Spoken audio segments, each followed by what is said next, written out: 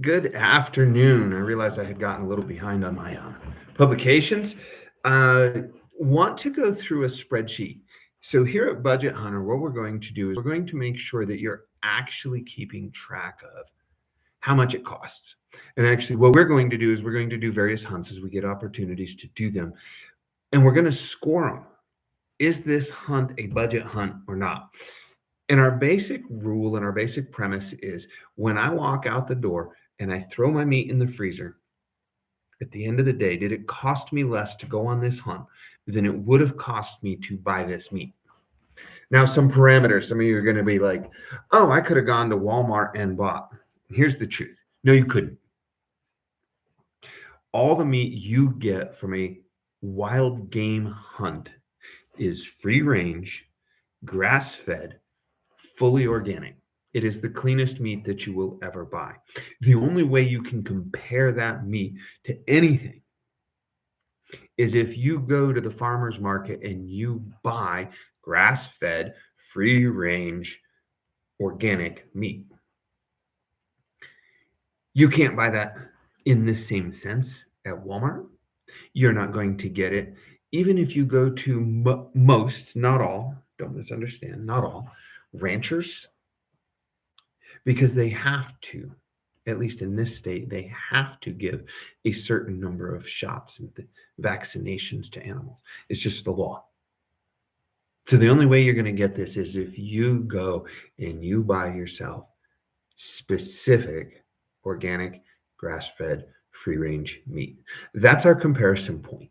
So we're going to use that as a comparison point. As a result of that, I went to a couple of farmers market and checked prices of grass-fed, free-range beef, organic. And this is important because the other thing is, oh, it's all burger and which is 10 to 12, $15 a pound. Only if you waste it that way. If I get meat, I want the steaks, I want the roasts, I want the chops. And that costs more if I have to buy it. So I calculated it out, and about on average, if I get an entire half a cow, it's going to cost me $25 a pound to get every cut of meat if I'm doing it in this manner.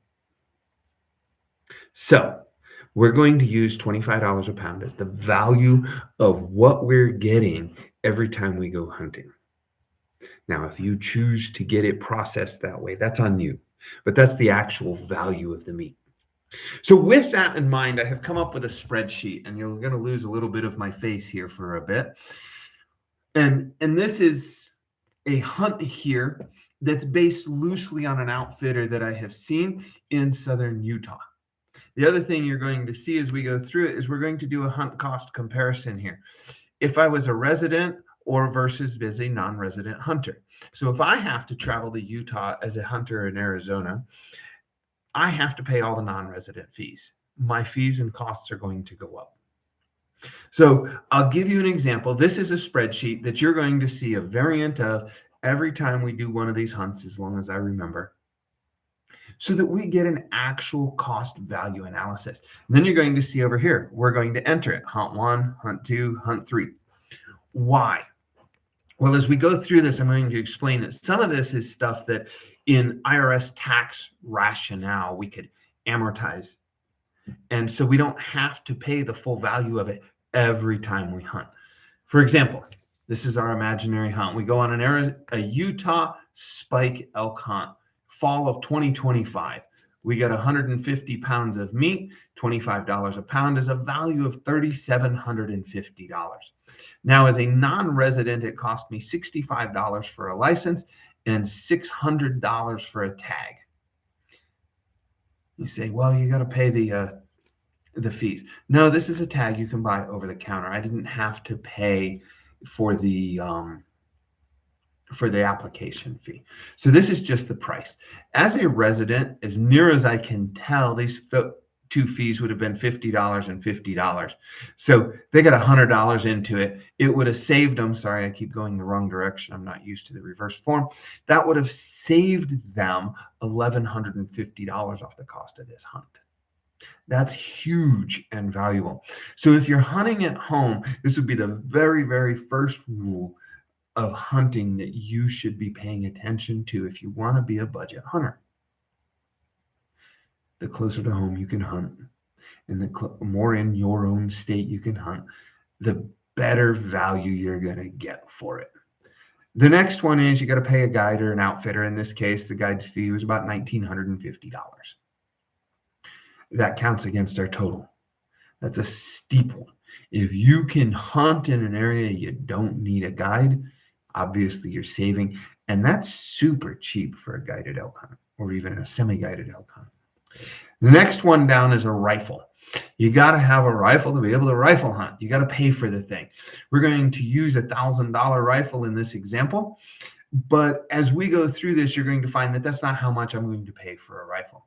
I'm going to give you an example here in a moment. I have a hunting rifle that I have used for over 40 years. I paid $350 for it.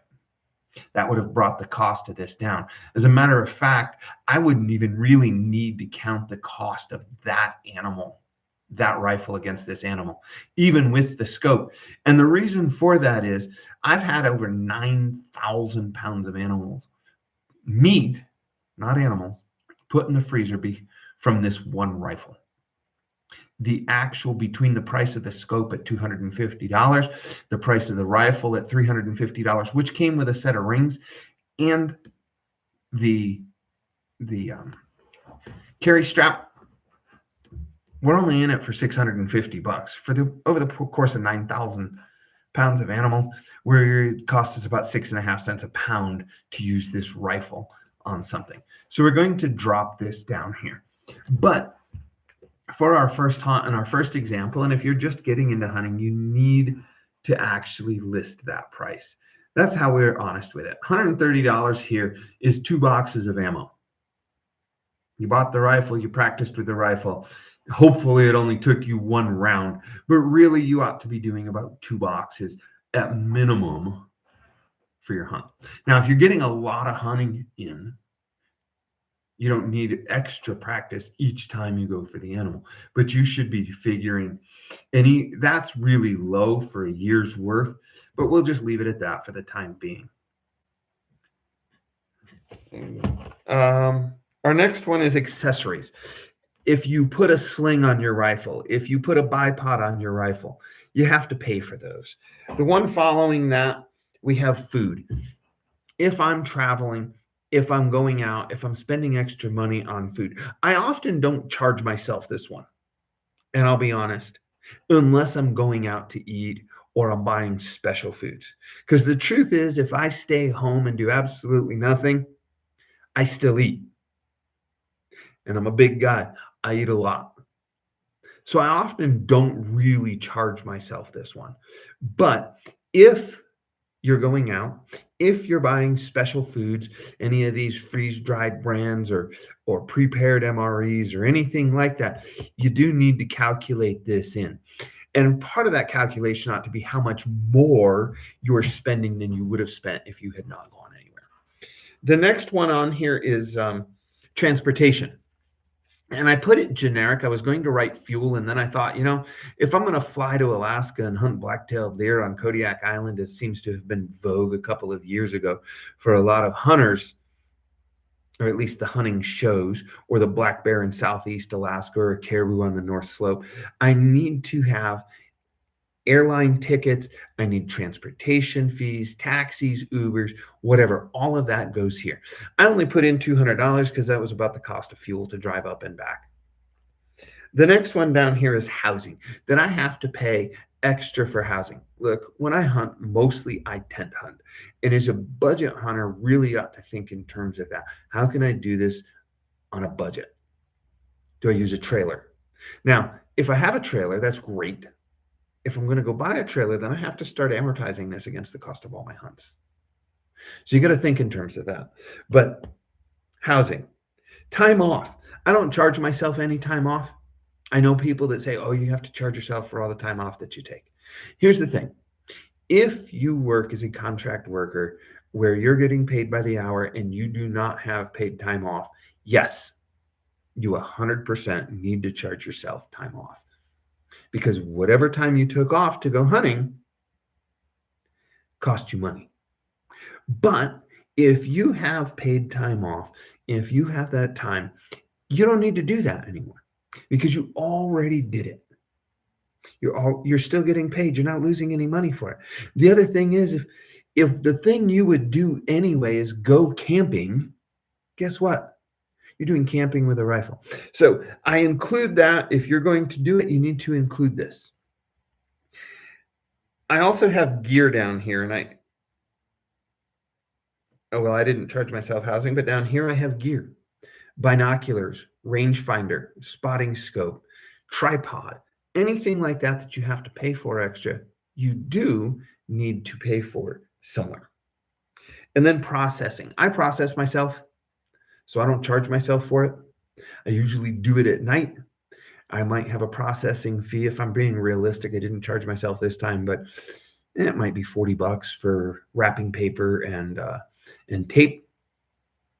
So I have a total down here of $5,630.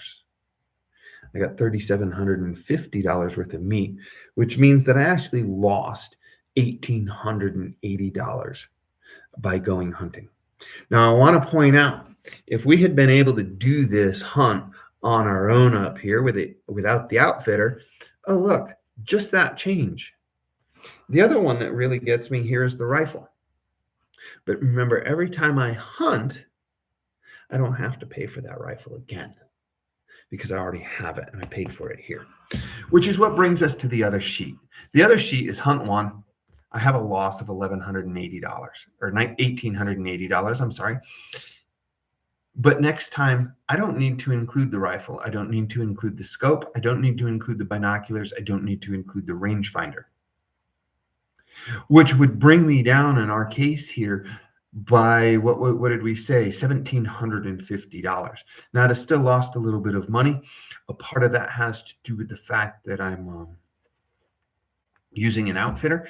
But if I can do this without an outfitter, I'd have saved over almost $2,000 on the value of this meat. Now, you need to be doing something like this. We're going to do this for every hunt. I'm going to give you an answer. The other thing that you will see there is it would have saved you another $1,150 if you were hunting in Utah as a Utah resident versus me as a non-resident.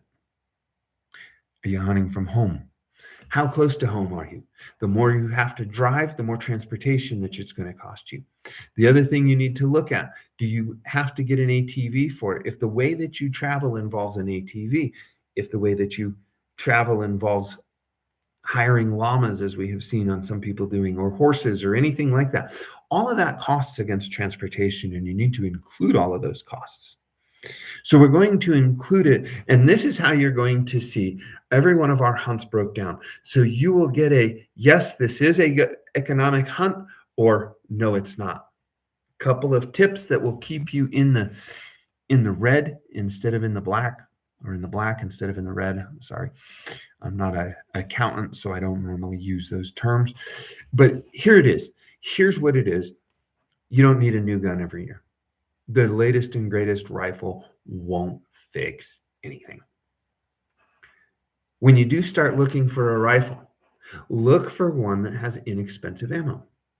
I could have done that same hunt and used a 300 Weatherby, and 2 boxes of ammo would have been nearly $200 instead of $130. Get a good scope, use the good scope, rely on the good scope. Same with binoculars, spotting scope, and things. The other thing that you saw in there is clothing. We're going to talk about clothing next time, because where you buy your clothes and what clothes you get really affects the value of your hunt. Get out, get ready. If you're living out west and you're applying for tags, we're coming up on deadlines. Usually by the middle of June, all the deadlines have gone by. So check your state and get your applications in, because the first part of budget hunting is hunt.